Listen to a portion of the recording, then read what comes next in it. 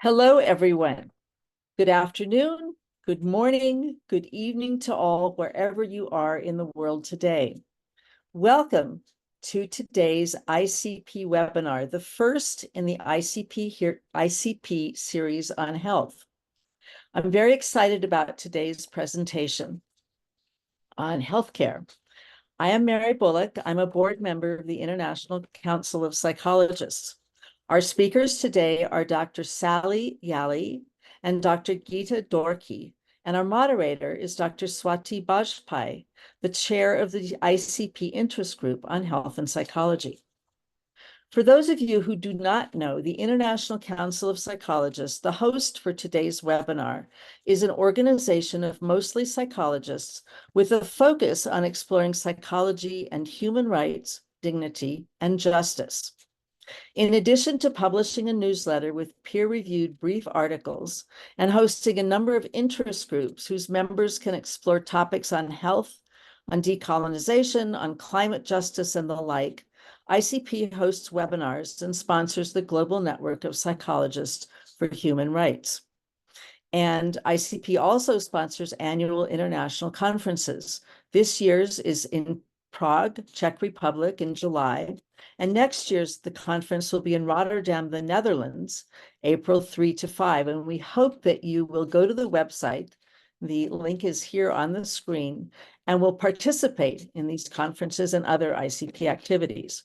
Membership in ICP is open to all, and you can find out more on the website. And for those of you who are not yet members, be sure to note the special Discover ICP membership initiative. You can join now for 2024 with a waived membership fee for the first year.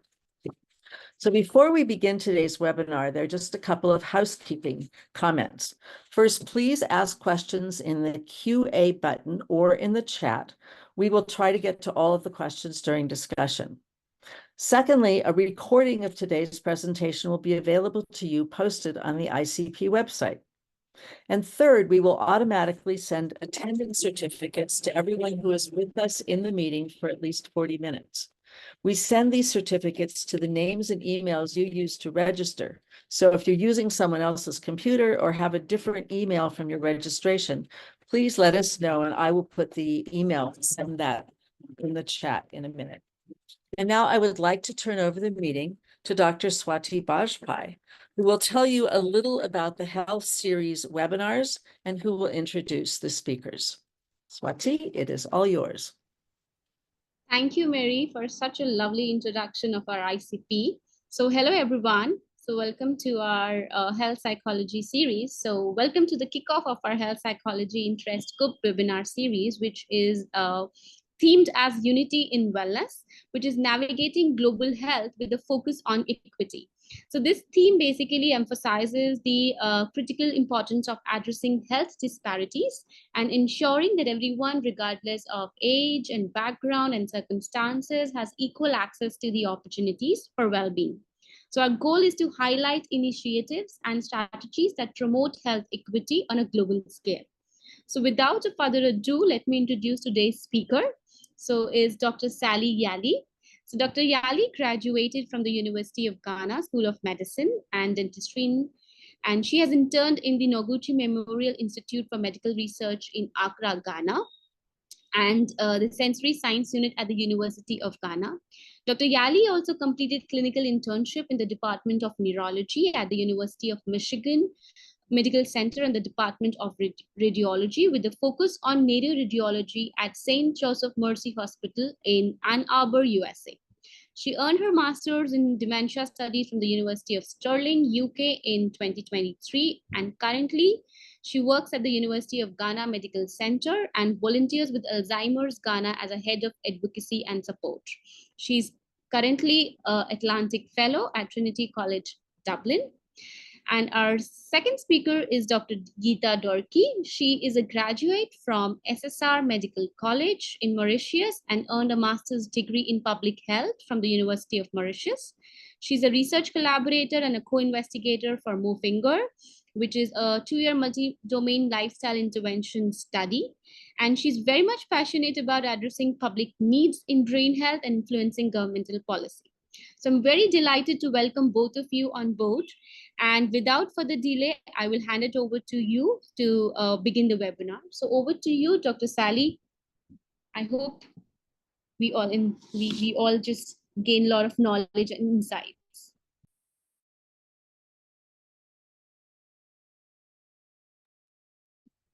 Thank you very much, Dr. Bajpai. It's such an honor to be here. I'm grateful, Mary, as well, and to all of you on this webinar. I'm really grateful for your presence here and for such a kind and warm introduction. I believe there's nothing more for me to add, except I'm Dr. Sally Yalley, who Dr. Bajpai kindly introduced.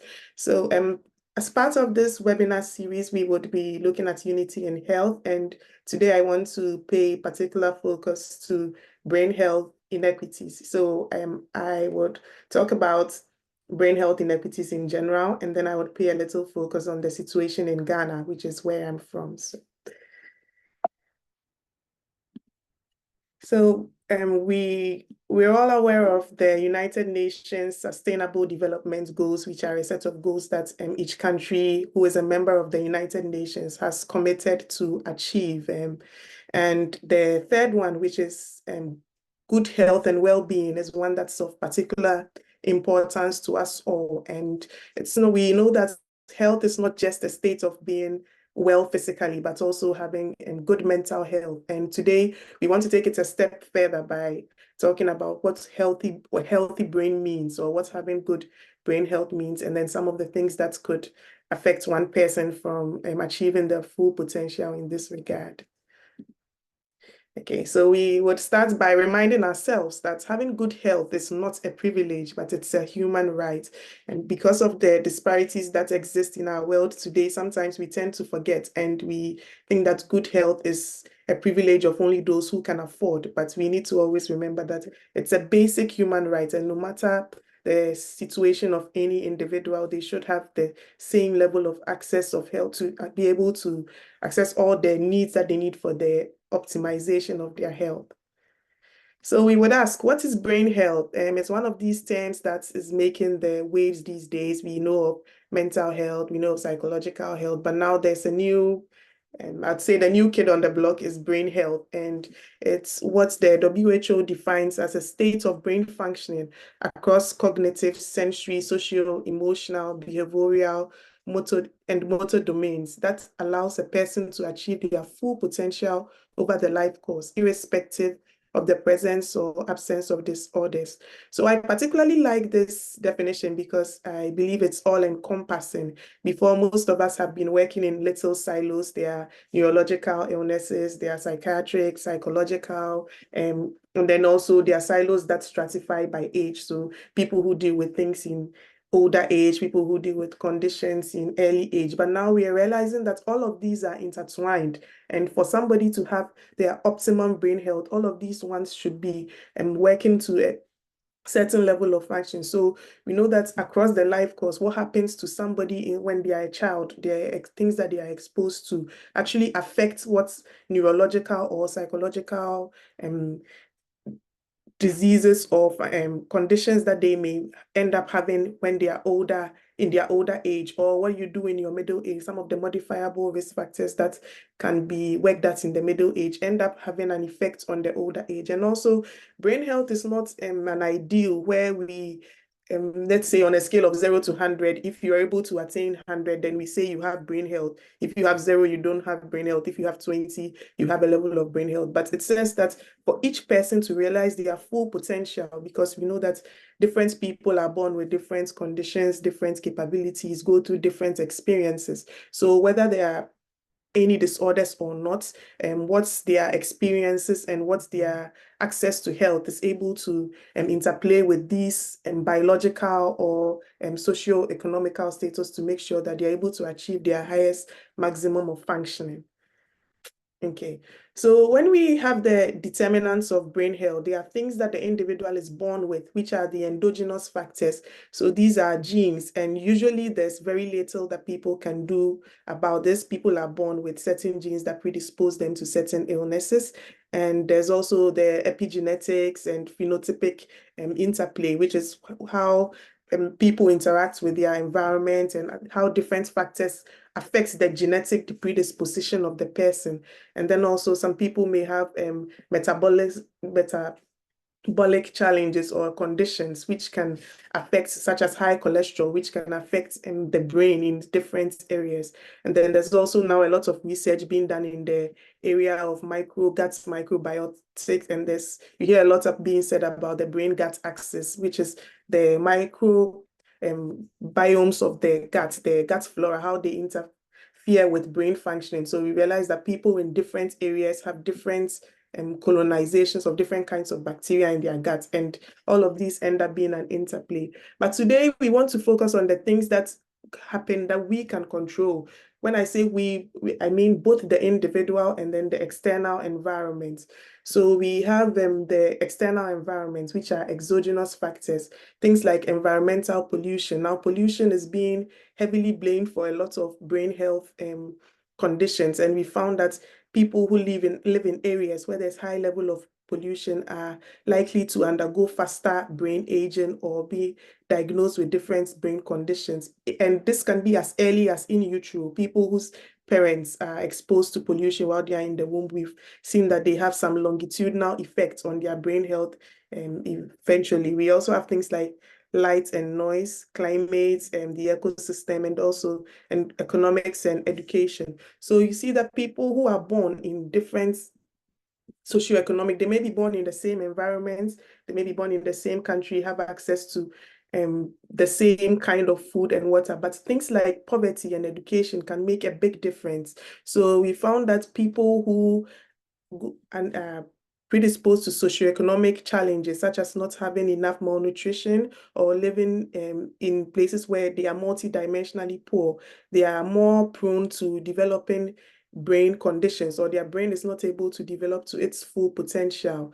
And then we have the behavioral factors, which are things like psychosocial effects. Now, sometimes we are tempted to think that these behavioral factors have everything to do with the individual. So because we call them lifestyle, and we think that people who don't have enough sleep are stressed, and they are not exercising enough, they are not eating the right food, or they are abusing drugs or alcohol. These are things that the individual chooses to do. But I'd like us to look at it a step further and say that in a lot of situations, people's predisposition to these things are actually a function of their socioeconomic environment. For example, if a doctor or a dietitian prescribes a meal plan for somebody based on their risk of getting a certain metabolic or brain health disease, for somebody who is working in a high-income job, lives in a wonderful environment, if he is asked to eat a certain diet, he can afford it, and it's easy for him to comply with this. He probably has somebody who can prepare the meals and all that. If you're asked to exercise this a nice park, or he can afford a gym or to walk around in this environment. But for somebody who is a single mother of 5 children, let me say, in a low-income country, she has to wake up in the morning, walk to the stream to get water, has to go to work by maybe 5 a.m., comes back at 8. These children are left to take care of themselves, and the food is prepared with whatever she's able to afford. So for people with these kind of disparity, sometimes it can actually be difficult to make the right healthcare choices. And also for a child that is born in this environment, by teenage years, without parents who have the time to guide them in the right direction, they don't receive the level of education that they need, they may end up being predisposed to alcohol or drugs on the street just to numb the pain or to cope with these psychological stresses. So all of these things are things that interfere with people's ability to have equitable access to brain health, because there are things that are going on beyond their control that they are unable to deal with. Okay, so this is for those who prefer cartoons. This is a more graphical description. And for this, I'd also like to mention the impact of trauma for people who have gone through traumatic processes, such as having to go through conflict in their regions, having to be internally or externally displaced, or through any form of physical, sexual, or mental abuse. Sometimes it can actually affect the brain in a very palpable way. So it's not just the psychological trauma that sometimes we tend to tell people, oh, people go through different things, just get over it. But research has shown that it actually affects the brain in physical ways. And sometimes when people's brains are scanned, people who have been through traumatic procedures actually show differences in certain parts of the brain from their healthy controls. Okay, so I introduced this slide on health equity versus health equality, because the temptation sometimes is to think that we give everybody the same thing and they should be able to come up with the same results. But health equity takes it a step further and says that we're giving everybody what they need. So you won't give a bicycle to a child, such a huge bicycle to a child who wouldn't be able to even climb the bicycle to be able to ride. And then for somebody who is wheelchair bound, if you want to make them more mobile, instead of giving them a bicycle, you give them something that they can work with their level of functioning. So I'd like to talk a bit about Ghana. It's a lower middle income country in West Africa. It's the one in red on the screen, and more than 20% live below the poverty line. And even beyond this 20%, it's just because the poverty line is really low. But even beyond this 20%, a huge percentage of the population is actually still very poor and multidimensionally poor, I must add. And there are lots of disparities in access to health and mental health. According to the WHO, only 2% of people who need mental health care services actually have access to these services that they need, which is staggering because it means that there's a treatment gap of about 97%. Okay, so I want to focus on a few vulnerable groups. So we know that for children, about 90% of their brain development happens before the age of 5. And this is affected by various factors: nutrition, trauma, all the things, education, all the things I mentioned before. And these have been indexed into what we call multidimensional poverty. So this graph on my left shows that 4 out of 5 children in Ghana under the age of 5 in this crucial area are multidimensionally poor, which means that the large percentage of the future adults in Ghana are not getting the optimum amount of care or protection they need for their brains to develop to the optimum. And then usually a lot of the damage that happens in this age group is very difficult to reverse later in life. So you have children that, aside not even being able to, healthy children not being able to achieve their optimum, we also have children who are born with neurodevelopmental disorders, children who are born with certain conditions like cerebral palsy. And a lot of the time, there's very little in terms of rehabilitation for these children. So usually by the time they are diagnosed, they are actually even beyond this age of 5, or even when they are diagnosed, the services for this are expensive and very sparse, only available in certain huge cities. So a lot of these children just don't have this access to neurorehabilitation and actually end up growing with a lot of deficits that could have been prevented. And then we have refugees and migrants. So in Ghana, we have a huge population of what we call the Kayaye. They are interpreted as female head porters. So they come in mostly coming from the northern part of the country, where a number of them may be fleeing child marriage, or from places where there may be conflict. So they flee to the south, and with no money, with nothing, they find jobs in the marketplaces. And usually they carry extremely heavy loads for very little money. And these people don't have anywhere to live. They sleep on the streets or in the market stalls. And a lot of the time they end up being abused. So or people end up taking advantage of them sexually, to giving them very little money for sexual favors. And a lot of them end up having very young children, like the picture I have here. So you see a female porter carrying this heavy load, and they can't afford childcare. They don't have any other options. So they end up having to carry the children on their backs together with this heavy load. And these children are exposed to the sun. They are dehydrated. Often you see them crying and with very malnourished. So this shows that two vulnerable groups. We have women here, we have migrants, and then we also have children who are exposed to these extreme conditions. And we can only imagine in some years to come what it would have to tell on their brain health.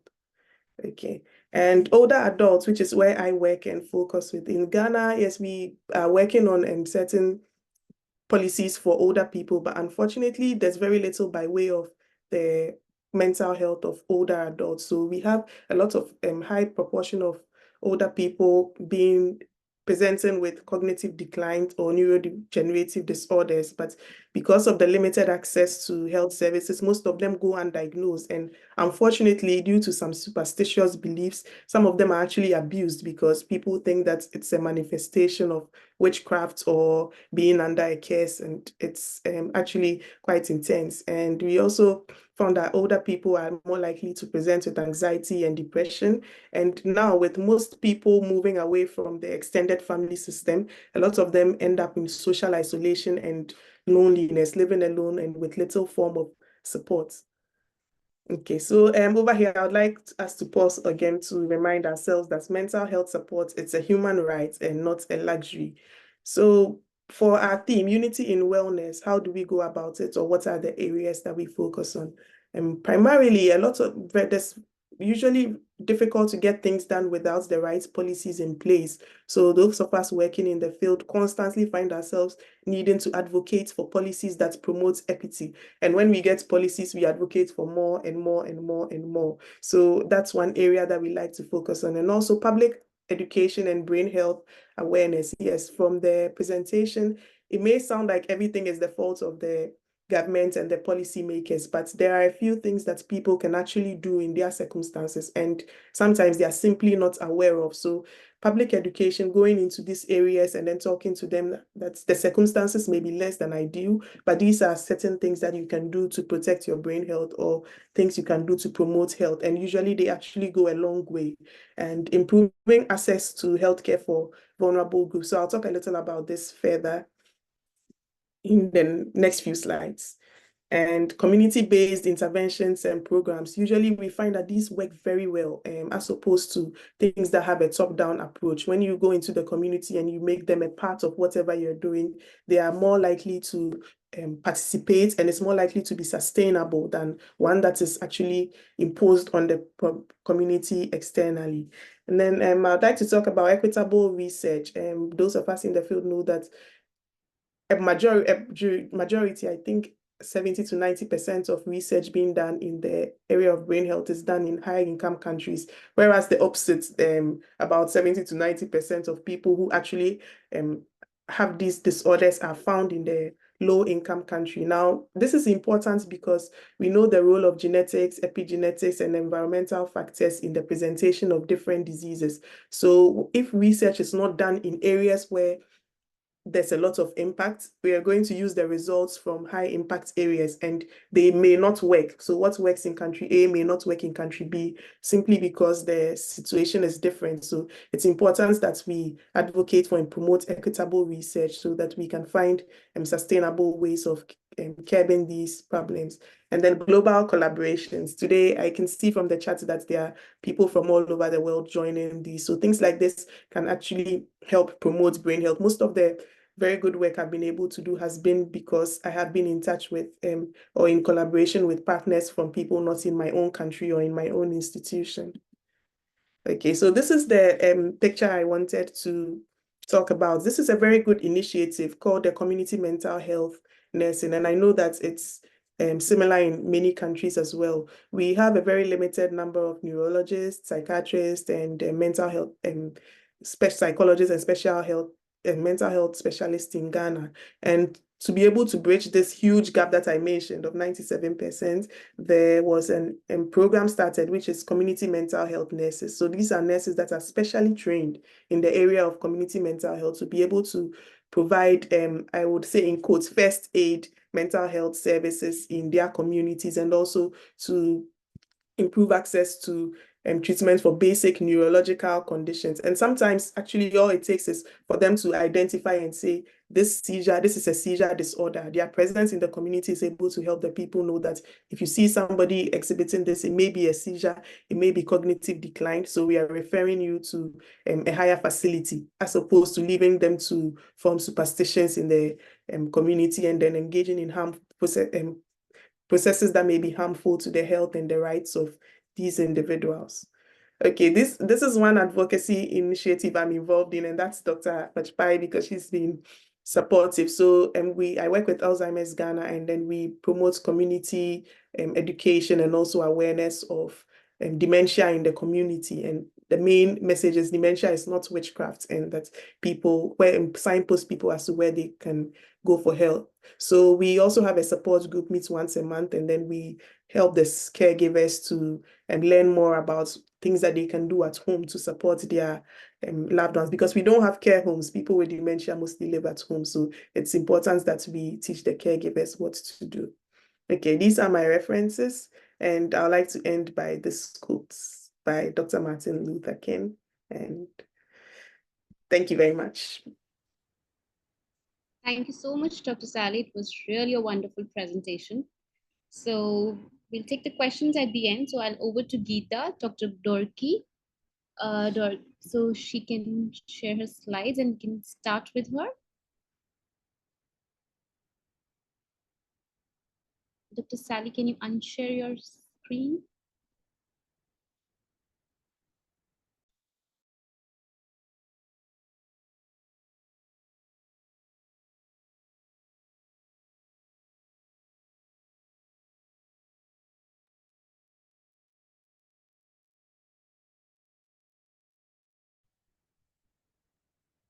Hello, everyone. Can you see the slide? Yes, we can. Okay. Very good afternoon, good evening, and good morning to everyone who is following us all around the world. I'm Geeta. I'm from Mauritius. It's a privilege to be on this platform to share with you the work that is going on with United Nations in Mauritius and how we are doing it. And thank you, Dr. Sally, for your very insightful presentation. I will start with the table of content. Okay, I cannot move my slides, so okay. All right, so I have a map here. This is the world map. In red is Mauritius. We are southeast of Africa in the Indian Ocean. We are of volcanic origin. We are several small islands. One of them is Mauritius and Rodrigues Island. And we are known as SIDS, that is small island developing countries. And we are also part of the upper middle income countries. And we are small island, we are dependent a lot on our exportations. So let me take you through the table of content.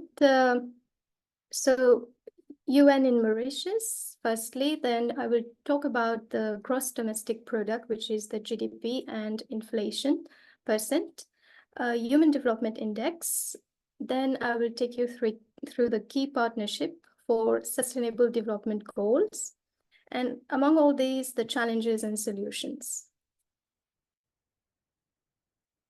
So the UN in Mauritius, there are 18 agencies under this cooperation framework. The United Nations country team is comprising of the head of the UN agencies, the funds and the programs active in Mauritius. We also talk about UNCT leading implementation of a strategic partnership framework 2019-2023, which is to set out the development cooperation between the Republic of Mauritius and the United Nations. Currently, there are 3 United Nations agencies with a representative in Mauritius.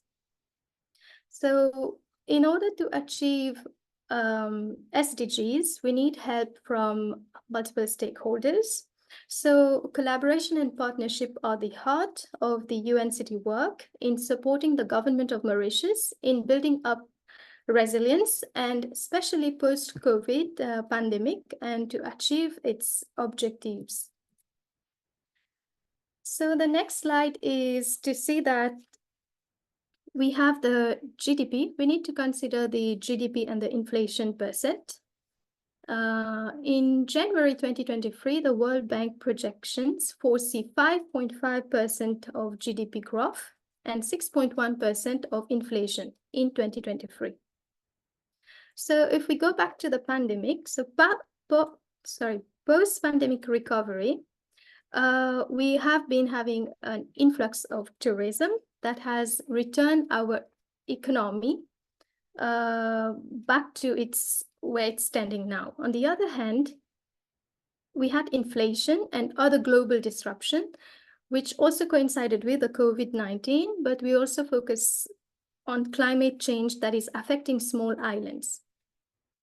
So the GDP growth slightly accelerated in 2022 because of the rebounds of the commerce, the tourism that were incoming, and also from foreign direct investment.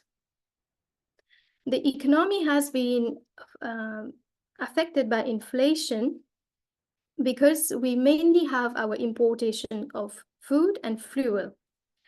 And also, we have to note that the unemployment rate has fallen down in 2022, that has reached 7.5%. And in Mauritius, the government has promoted One Mauritius plan, that is to give a strategic boost to the tourism sector in the 2022, with the goal of reaching 1 million tourist arrival in 2022. So what was the need for such development?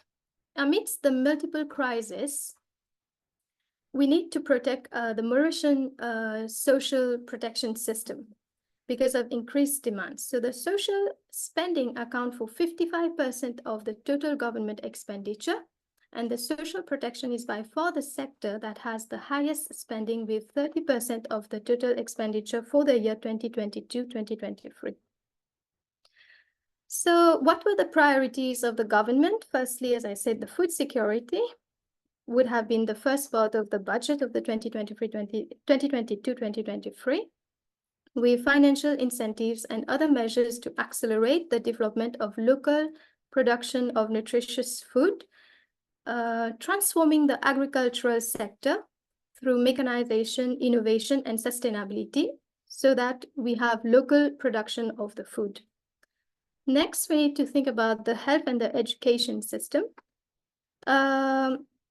So after the COVID-19, a lot of changes has taken place in the educational system, going online. We need to know that the non-communicable diseases account for 80% of the burden of diseases in Mauritius, and we have a context of aging population as well. Some of the gender gaps that are there, which is noted by the key indicators such as literacy rate, it was 4.8% for the women, and it has this, and the sex ratio is higher in education. We have a sex ratio in education 138 men per 100 women in 2011, and it has become 98 men per 100 women in 2022. The workforce for the women has also increased, therefore decreasing the gender gaps. The government also focuses on water because we are surrounded by the sea. So we need to focus on the supply of water. So water scarcity and energy dependency were both high on the agenda alongside with the food security because of prolonged drought for the former and the high fossil fuel prices for the latter. Now, there has been collaboration within Africa, that is the African Continental Free Trade Agreement. The aim is to enable the free flow of goods and services across continent and to boost trading position of Africa in the global market. I talk a bit about inflation, but I want to emphasize a bit about why was there an inflation.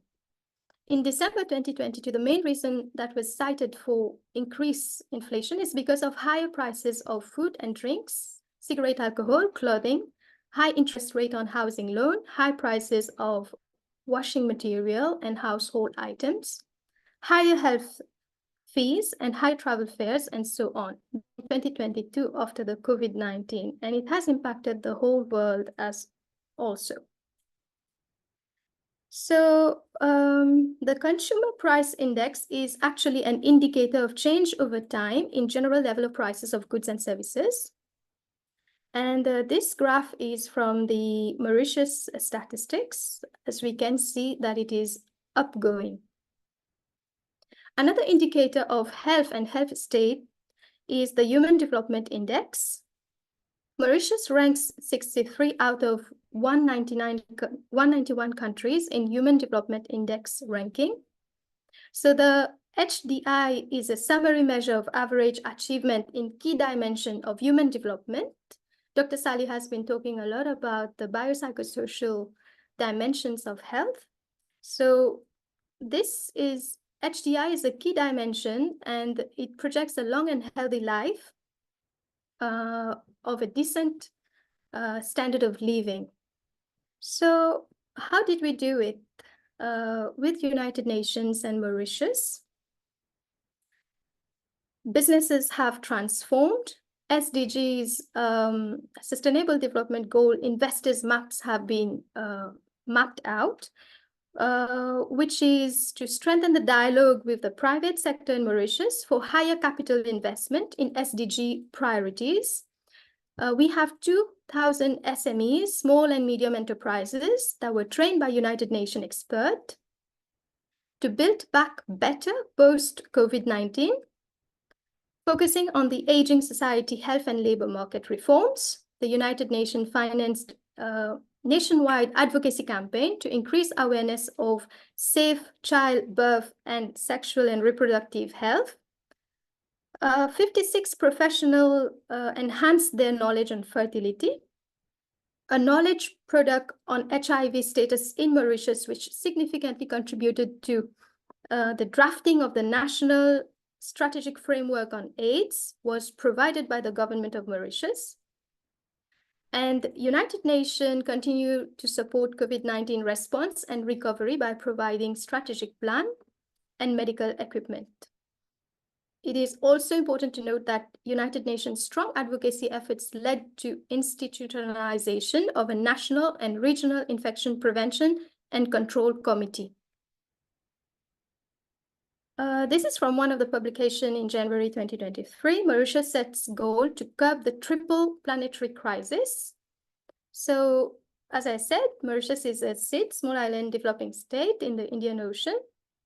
So we are an active tropical cyclone. We are found in the active tropical cyclone basin, which exposes itself to disasters and climate risk. However, we are experiencing rise in the temperature level faster than global averages, and the country is also facing accelerated coastal erosion and coral bleaching. And meanwhile, the climate action is becoming increasingly urgent as weather-related disasters have doubled in decades, with island nations both most vulnerable but least responsible. That is, we do not produce as much as we are facing with the climate changes that is happening. So what is the triple planetary crisis? This refers to three main interlinked issues that humanity currently faces: climate change, pollution, and biodiversity loss. Climate change is the most pressing issue that is being faced today. Simply put, climate change refers to long-term shift in temperature and weather patterns that in long run will completely alter ecosystem that supports life on planet. So it is a must that everybody should focus on our action on climate change. So we know that human activities are the main drivers of climate change. Almost everything we do releases emission from industries, transport, building, and agriculture. And greenhouse gases is being accumulated in the atmosphere. So 240 youth have been trained. They have better understanding now in Mauritius for the triple planetary crisis and their impact on the Mauritius on small island. So they can better advocate and set new solutions to this. Taking you onto the peaceful management of the world's largest underwater area. So small island developing states are in the cross fires of multiple crises. Amongst them is the underwater area. So there has been a peace and a joint initiative to manage the maritime zone. From this map, you can see the purple color, which is the underwater mapping for the Mauritius zone. Another important SDG is the ocean, that is ocean economy, inclusivity, and among the others is, of course, social protection and gender equality, but focusing on the ocean. And because Mauritius is dependent on tourism, so the United Nations drafted a national action plan, which directly feed into the national strategy to support tourism recovery, 2 national action plan, and United Nations capacity enhancement program to improve the maritime law enforcement and participate regionally in coordinated operation at the sea. One is to improve the maritime security, and second is to combat trafficking in person, for example, drugs. Okay, so there are some data that I have on also on the next slide, which is on the coastal restoration and the reef rehabilitation. This is a picture where they are planting mangroves so that the soil doesn't get washed away, and it can create the ecology and contribute to the climate action. And the survey that is there on my right-hand side of my screen is the people perspective on climate change in Mauritius. That we can see that 86% have responded that it makes life worse. 88% see that ordinary people can play a vital role in limiting climate change. So it is the action that each one of us today on this platform can bring. And it's only 66% that government must take action. Of course, we need them as well to limit the climate change, even if it is expensive. So what is resilience to climate change? The United Nations analyzed a blue carbon storage capacity in seagrass in Mauritius. The workforce was trained in coral culture in order to implement small-scale reef rehabilitation. At least 1,000 participants were provided with necessary knowledge on selection of healthy coral fragment for transplant. And over 14 hectares have been weeded or re-weeded to restore and attract seabird to Île aux Aigrettes, which is another island.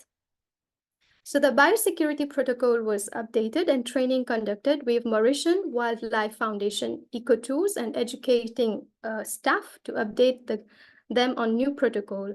So altogether, United Nations brought together 100 stakeholders from public, private sector, NGOs, government, non-state actors, academia, all in the aim to advance a circular economy. And also a toolkit, diagnostic toolkit was delivered to Mauritius to scale up public and private finance for nature-based solution and climate-smart agriculture to support sustainable ecosystems. Coming on to the training for renewable energies, there has been a training of 250 youth for better understanding of triple planet crisis as well. I've already mentioned in the previous slides the key partners, key partnerships, for example, Mauritius Wildlife Foundation. So achieving sustainable development goal will require a paradigm shift from the usual siloed approach to one that promotes effective and inclusive partnerships. From Dr. Sally also, I take note that she says that we are all working in solos. We need to work in collaboration in order to save our one planet that we have. Okay, and also we have empowering women in Mauritius and driving gender equality through transformation, empowering, and promoting gender equality. Another aspect of this is the digital transformation, which is a unique opportunity to improve the service and the resilience of the health system. So United Nations in Mauritius has mobilized resources from Government of Japan in 2022 to modernize the public health system and with an integrated e-health system. And to promote gender equality and encourage empowerment of the women. So the UN Women, with support from Indian Ocean Rim Association, explored the impact of the COVID-19 pandemic on the women economic empowerment in the tourism sector, and identified innovative responses. So women were trained at various training events and entrepreneurship and how to build up their communication skills. And with this, there has been the emergence of the Mauritius, with the collaboration of the Mauritius Institute of Training and Development and the universities in achieving partnership, collaboration, and understanding. When I talk about South-South partnership to advance the 2030 Agenda SDGs, this is mainly to do with the National Statistic Office of Mauritius that has undertaken to support the UNFPA, housing and population census in 2022 with a view of improving the effectiveness of UNFPA.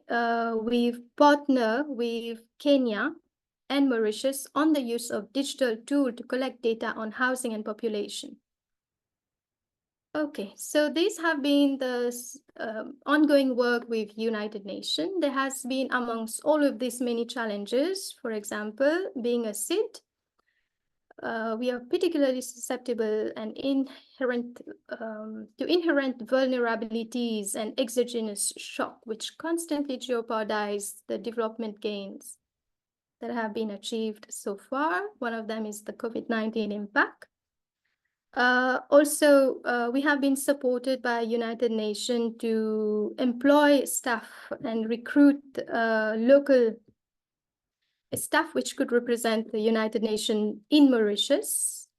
For another important aspect and challenge is data, human resources that adapt to the government needs. So that inadequate data is when data is not there, we don't get the exact figures and resources to finance these kind of initiatives. So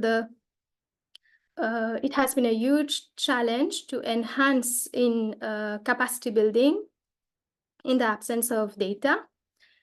Then we have resources. So talking about finance, we know that from the report that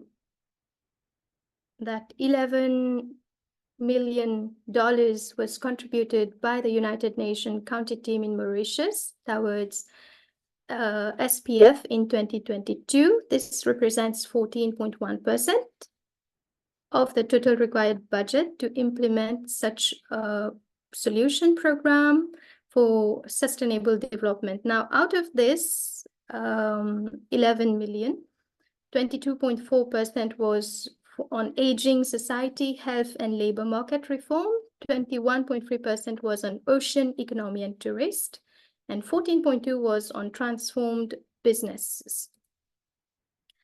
This has brought me to the last slide. This has been the 4th International Conference on SIDS, recently in May. So I quote, "The United Nations is committed to support Ireland in their quest for a more resilient and sustainable future. They may be geographically remote, but their problems are not theirs to face alone," unquote. So I will just finish here by saying thank you for your attention and thank you very much.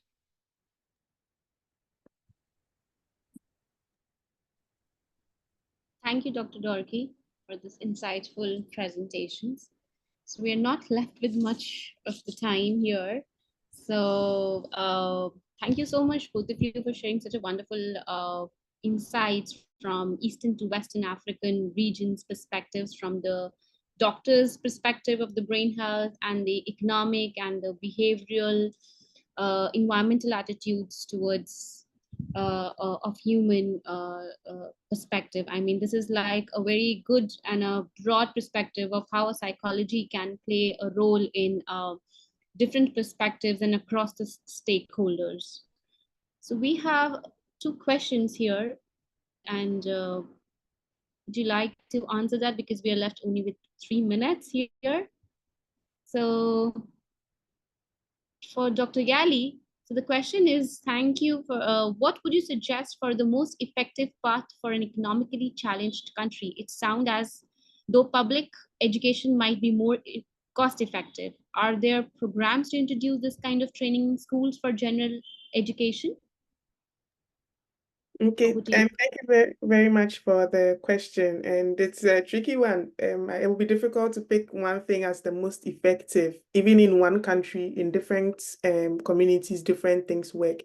But education is definitely one of the biggest tools that we can use, both public education and also in young children, because when you teach school children something, you actually raise a new generation of people that have the right mental attitudes towards different things. And also you have the advantage of them going home and teaching their parents and grandparents what they've learned. So yes, in Ghana, there are bits and pieces of this. It's not a streamlined national program, but there are different groups that go to schools and then educate young children about this. And in many other countries, it's been streamlined into the national curriculum and it's been a success. I know in France and also in Latin America, there are programs like My Brain Robbie, which are used to train school children in brain health, and they have been very effective. So yes, it's something I would highly recommend. Thank you.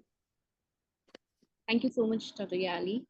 I also have a question, but I'm going to reach out to you because we already short of time. But I want to ask Dr. Dorkhy about one question which is there, which states that there is a very thorough overview of economic and social conditions in Mauritius. What are the major mental health issues? Are psychologists involved at the policy level? Thank you for the question. Thank you, Dr. Swati.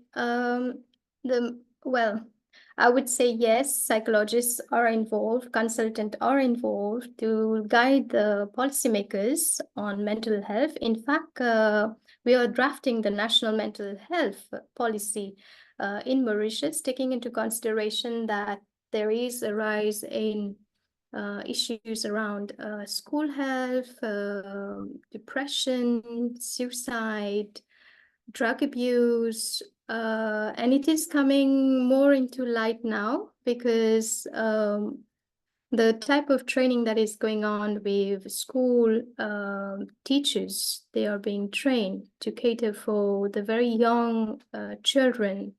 There's problem in the family, the behavior of the kids at the school. And there's also a program in the workplace that identifies people who are stressed or there is some problem with adjustment and there's some problem within the working space that could be addressed.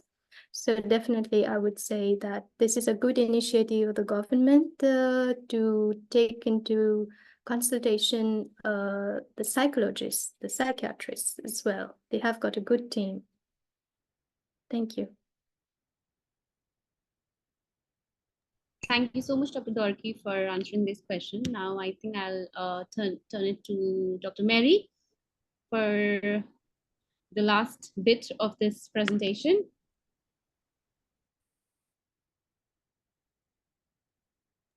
Sure. Thank you very much. And thank you, Dr. Yalley and Dr. Dorkhy, for really compelling presentations. This is a wonderful inauguration for this series. I want to thank all the participants also for joining. The recording of this webinar will be posted on the ICP website. And I want to call your attention to the next webinar in the health series, which will be on July 4. The time is here, and you can register by going to the ICP website where you registered for this one as well. So want to really thank you very, very much. And I'll go back to all of our participants so that we can thank you all very much for joining us for this really compelling seminar. Really, thank you so much.